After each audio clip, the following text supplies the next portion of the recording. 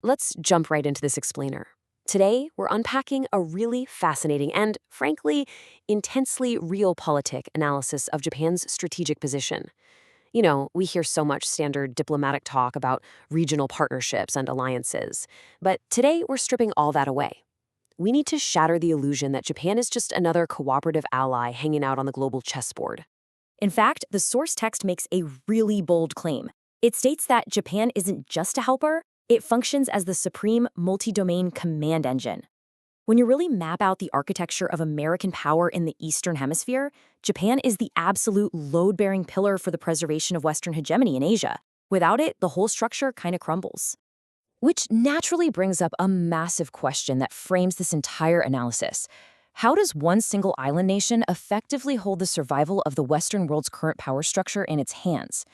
We really have to ask ourselves how compromising this one sovereign node doesn't just create a regional headache, it instantly hands control of the Indo-Pacific, literally the most populous and economically active theater on the planet, directly over to regional adversaries.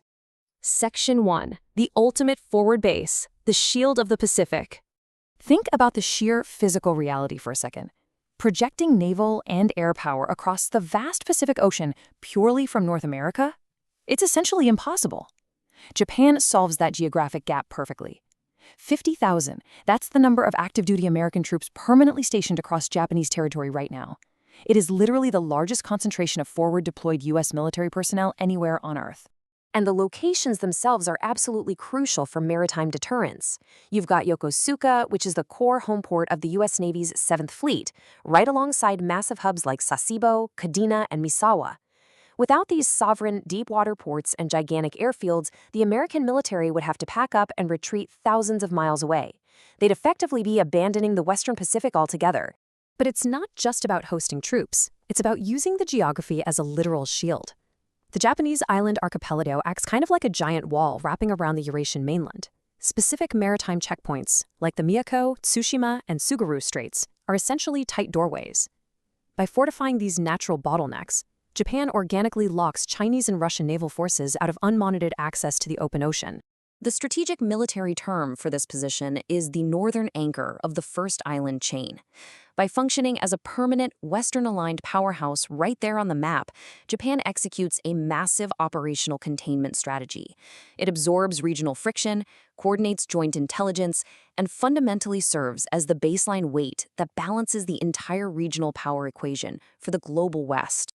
Moving right along to Section 2, the self-sustaining arsenal, from defense to forward projection. Let's pivot from geography to money and industry for a minute, because Japan completely redefines how alliances actually work. Usually, frontline proxies are massive drains on Western treasuries, right? They need emergency airlifts, direct financial subsidies, or major hardware bailouts. Japan totally flips the script. As the world's fourth largest economy, it provides what you could call zero-maintenance security. It independently funds its own multi-domain military apparatus at absolutely no cost to the American taxpayer. And to counter compounding regional threats, Tokyo is doing something truly historic right now. They are systematically doubling their national defense spending toward a goal of 2% of their GDP. We are talking about injecting hundreds of billions of dollars directly into domestic military procurement and advanced R&D. So what exactly are they doing with all that capital? Well, they're building a massive counterstrike industrial axis. Domestic manufacturing giants like Mitsubishi Heavy Industries are mass-producing advanced native capabilities. A prime example is the indigenous Type 12 surface-to-ship missile.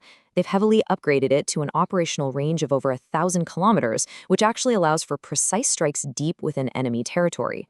They're also locking down their aerospace independence. Through the Global Combat Air Program, Japan has established a sovereign partnership with the UK and Italy to roll out a brand new 6th-generation stealth fighter jet. This guarantees their domestic industry stays at the absolute bleeding edge of aviation, totally bypassing foreign supply chain bottlenecks. Out on the water, it is the exact same story. Their top-tier shipbuilding infrastructure is virtually unmatched. They don't just guise ships from abroad, they natively produce elite, hyper-modern naval assets.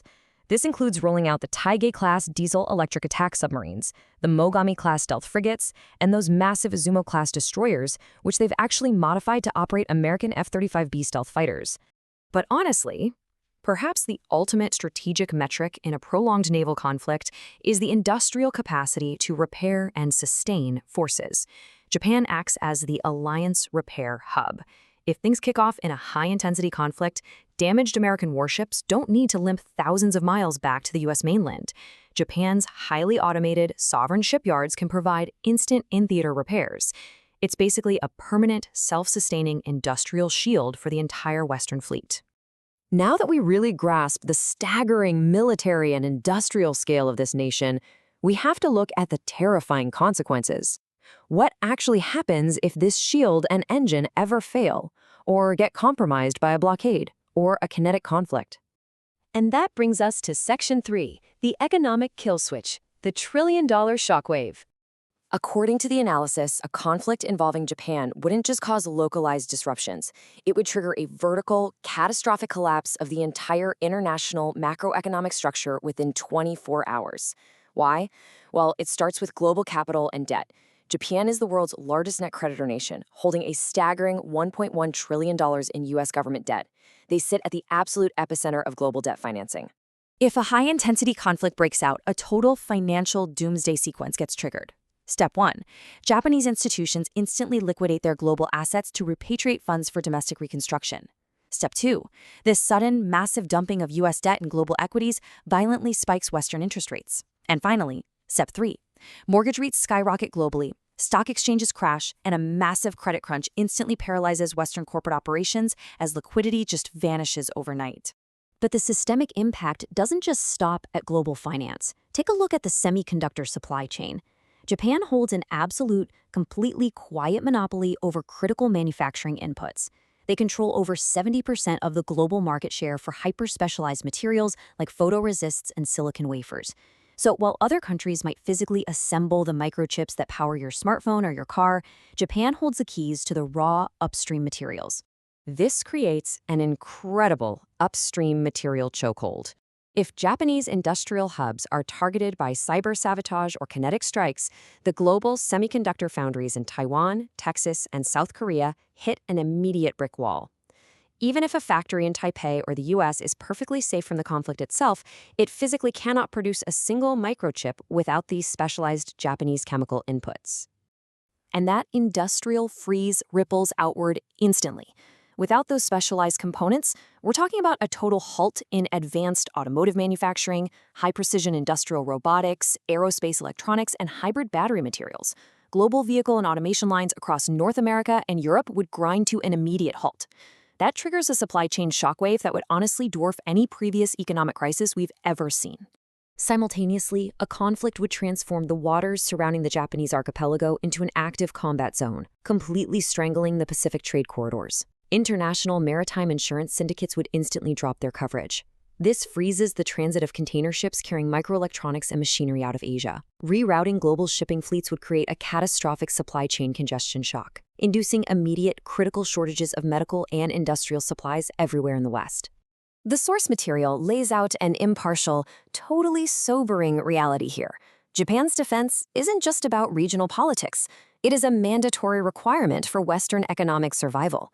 Understanding Japan's true realpolitik profile forces us to realize that the global economy rests squarely on the stability of this single island nation. So I'll leave you with this to think about. If Japan's defense is mandatory for the continuation of the modern civilized world, are we truly prepared for the day its systems freeze? Thanks for tuning in to this explainer. Keep questioning the systems that hold our world together.